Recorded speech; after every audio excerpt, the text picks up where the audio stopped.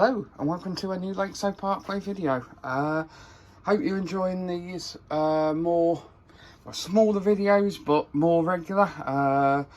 If you want to see me do less videos a month and just do one a month or one every couple of months, let us know. But I thought while I've got a bit of jobs doing around the layout, I would do a video a week. So I'm pre-recording them and then just scheduling them to do one a week. So what's just happened in the Batman releases have just been announced. So I think all that there really was the Class 70 modern day, which I've already got.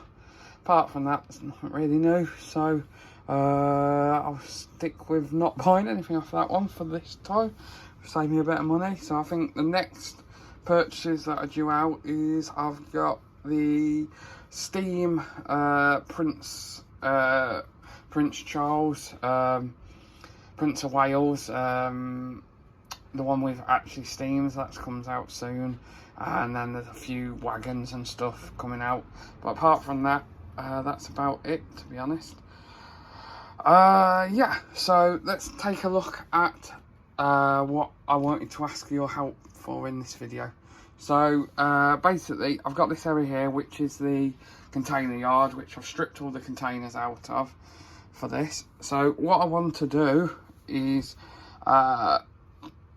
basically some ideas of what I can do here to improve it.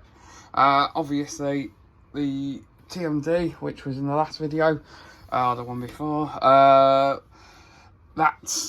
that's looking really good now, and I want to get this up to that kind of level. So I'm going to weather all this up, put all ballast along here, but is there anything I can add to make it look more realistic? Obviously I can add yellow lines and stuff like that.